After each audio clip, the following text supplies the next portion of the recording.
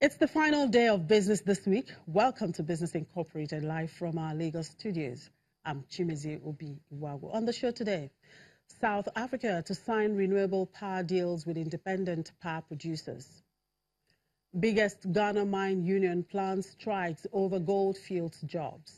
Plus, a look at achieving efficient green economy transition in Africa.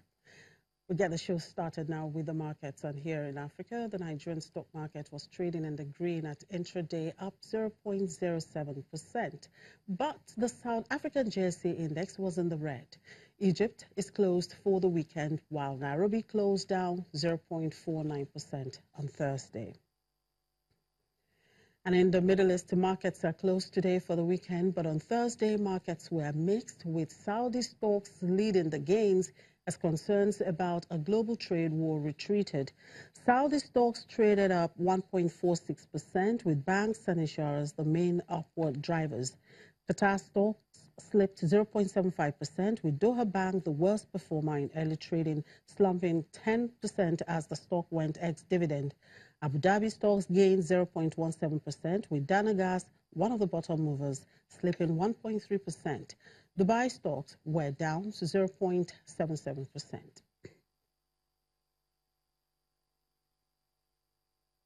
On to the U.S. West Stock Index futures paused for breath ahead of Friday's open as investors turned their attention to the latest jobs report out of the country. Around 5:25 a.m. Eastern Time, Dow futures were up 3 points, indicating a rise of 21.79 points at the open. The Nasdaq and the S&P 500 futures meantime indicated a flat to positive open for their respective markets. The moves in pre-market trade come after Wall Street finished on a positive note on Thursday, following more developments concerning tariffs. And switching focus to Friday now, it's all about the jobs report due out at 8:30 a.m. Eastern Time. Investors are likely to be poring over the non-farm payrolls for February to gain an insight into how the U.S. economy is performing. Investors will be paying close attention to average hourly earnings and the unemployment rate. Aside from this, the market will also be looking to the wholesale trade data due out at 10 a.m. Eastern Time. Meanwhile, two speeches from Federal Reserve officials, Boston Fed President Eric Rosengreen and Chicago Fed President Charles Evans, are due to take place.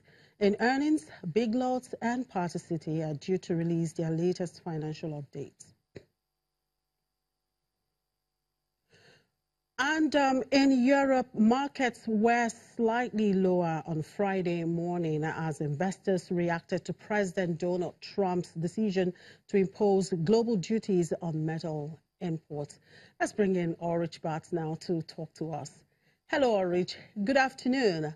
I missed you sort of yesterday. Even though I enjoyed working with Janelle. How are you today? Yes. I'm fine, thank you. I hope you had a good day with Janelle. Sure I did. It's Women's Day, you know.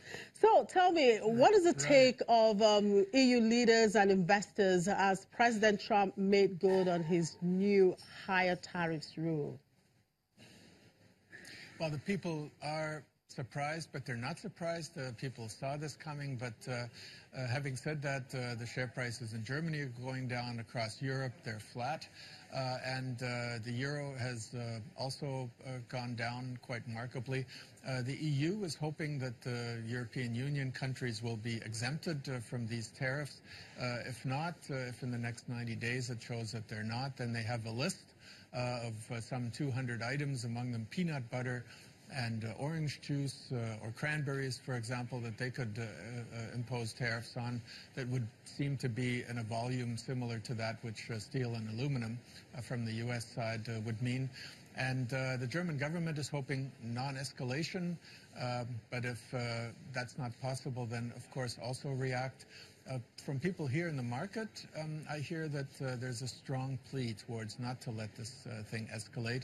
The chief economist of the Commerzbank, for example, his name is Jörg Krämer, suggested that the European Union could lower the tariffs on U.S. cars coming into the EU. They're levied at 10%, and while the U.S. levies only 2.5% for EU cars. So if you put that on a scale, maybe that could appease the president. One suggestion, which finds lots of friends here on the Frankfurt trading floor. Now, on a bigger geopolitical front, the U.S. president has also agreed to meet his arch-rival, President Kim Jong-un of North Korea, in May. Is this a big gamble for President Trump? And how are the markets digesting this news? The markets love this news. I'm hearing from people in the market that it's the main reason why the share prices are not going down further with President Trump announcing his tariffs. This is major news. This is something that only a few weeks ago people could not have imagined. And it's, of course, especially important to that important region in Asia with South Korea and North Korea at the center, but Japan right there, and China, huge economic forces. And people are very pleased to hear that. Of course, it's a gamble for the president, but for now it's seen as a success that missiles have stopped flying for now and that one is going to go to the table and talk.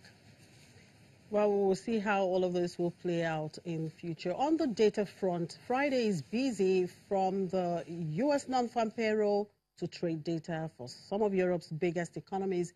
Take us through some of these numbers and why they are important. Yeah, just as we're talking about tariffs here, Germany and the EU with the trading, the United States is Germany's largest trading partner. Some will be surprised to hear this. Some would have thought it would be the European Union countries or China. And the European countries as a whole are Germany's largest trading partner, but the single biggest country is the United States, with some 110 billion euros in goods going there from Germany in the year 2017. And that export grew in January by an annualized 8.6%. So that export engine is still running here. Good news for German jobs, for equities here, should be good news. And on the U.S. side, I think that's also something that really everybody is waiting for. U.S. labor market data and hourly wages, that is the income level, how fast is that rising, how much inflationary pressure will there be, and how much inflationary pressure will come from the labor market. People expect the labor market to improve, hourly wages to go up by 0.2% for the month, and also the job market, non-farm payrolls, to add 200,000 jobs. Should it be a little bit above that, then it could see some negative reaction here in the market, not because the economy is good, but the reading in the financial markets is if it's good economic news in the United States means higher interest rates, means pressure on equities. Well, I guess that non-farm payroll data is expected to be out any moment from now, so we'll have to keep a tab on it. Thank you very much for your time, Ulrich, and enjoy the rest of the weekend.